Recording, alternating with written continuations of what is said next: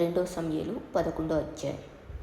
వసంతకాలమున రాజులు యుద్ధమునకు బయలుదేరు సమయమున దావీదు యోవాబును అతని వారిని ఇశ్రాయేలీయులందరినీ పంపగా వారు అమ్మోనీయులను సంహరించి రబ్బా పట్టణంను ముట్టడి వేసిరి.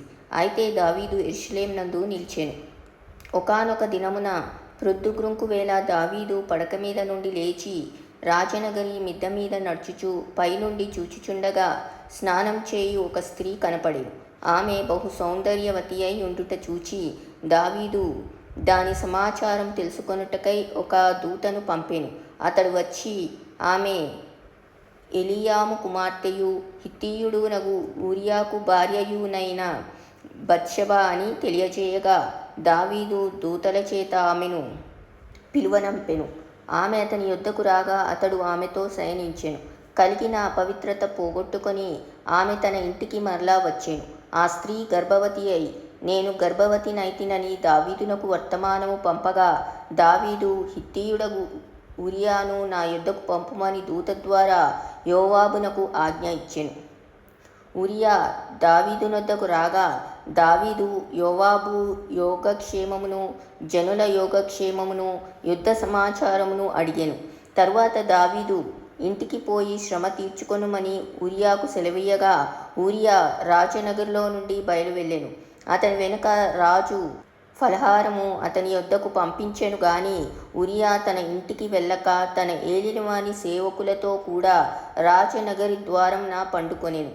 ఊరియా తన ఇంటికి పోలేదను మాట దావీదునకు వినబడినప్పుడు దావీదు ఊరియాను పిలిపించి నీవు ప్రయాణం చేసి వచ్చితివి గదా, ఇంటికి వెళ్ళకపోతివేమని అడుగగా ఊరియా మందసమును ఇశ్రాయేలు వారును యూదావారును గుడారములలో నివసించుచుండగను నా అధిపతియగు యోవాబును నా ఏలినవాడగు నీ సేవకులను బయట దండులో నుండగను భోజన పానములు చేయుటకును నా భార్య యొద్ద పరుండుటకును నేను ఇంటికి పోదునా? నీ తోడు నీ ప్రాణము తోడు నేనాలాగు చేయువాడను కానని దావీదుతో అనెను. దావీదు నేడును నీవిక్కడ నుండుము, రేపు నీకు సెలవిత్తునని ఊరియాతో అనగా ఊరియా నాడును మరునాడును యెరూషలేములో నిలిచెను. అంతలో దావీదు అతనిని భోజనమునకు పిలిపించెను. అతడు బాగుగా తిని త్రాగిన తరువాత దావీదు అతని మత్తునిగా చేసెను.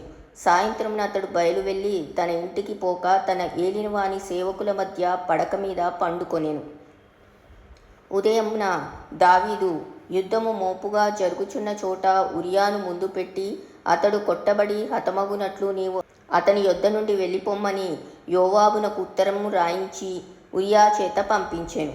యోవాబు పట్టణమును ముట్టడి వేయుచుండగా ధైర్యవంతులుండు స్థలమును గుర్తించి ఆ స్థలమునకు ఊరియాను పంపెను. ఆ పట్టణపు వారు బయలుదేరి యోవాబుతో యుద్ధమునకు రాగా దావీదు సేవకులలో కొందరు కూలిరి. హిత్తీయుడగు ఊరియాయును హతమాయెను. కాబట్టి యోవాబు యుద్ధ సమాచారమంతయు దావీదునొద్దకు పంపి దూతతో ఇట్లనెను, యుద్ధ సమాచారము నీవు రాజుతో చెప్పి చాలించిన తరువాత రాజు కోపము తెచ్చుకొని యుద్ధము చేయనప్పుడు మీరెందుకు పట్టణం దగ్గరకు పోతిరి? గోడ మీద నుండి వారు అంబులు వేయుదురని మీకు తెలియకపోయేనా? యెరుబ్బెషెతు కుమారుడైన అబీమెలెకు ఏలాగు హతమాయెను? ఒక స్త్రీ తిరగటి రాతి తునక ఎత్తి గోడ మీద నుండి అతని మీద వేసినందున అతడు తేబేసు దగ్గర హతమాయెను గదా. ప్రాకారం దగ్గరకు మీరెందుకు పోతిరని నిన్నడిగిన ఎడల నీవు తమరి సేవకుడగు ఊరియాయు హతమాయెనని చెప్పుమని బోధించి దూతను పంపెను. దూత పోయి యోవాబు పంపిన వర్తమానమంతయు దావీదునకు తెలియజేసెను. ఎట్లనగా ఆ మనుషులు మమ్మును ఓడించుచు పొలములోనికి మాకెదురు రాగా మేము వారిని గుమ్మము వరకు వెంటాడి గెలిచితిమి.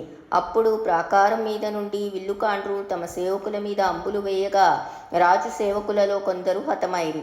తమరి సేవకుడైన హిత్తీయుడగు ఊరియా కూడా హతమాయెను.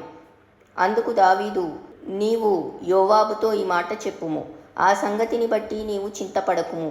ఖడ్గము ఒకప్పుడు ఒకని మీదను ఒకప్పుడు మరి ఒకని మీదను పడుట కద్దు.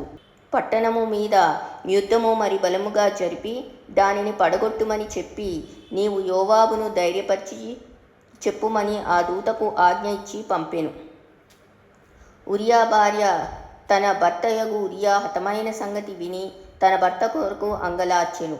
అంగలార్పు కాలం తీరిన తరువాత దావీదు దూతలను పంపి ఆమెను తన నగరికి తెప్పించుకొనగా ఆమె అతనికి భార్య అయి అతనికి ఒక కుమారుని కనెను. అయితే దావీదు చేసినది యెహోవా దృష్టికి దుష్కార్యముగా ఉండెను.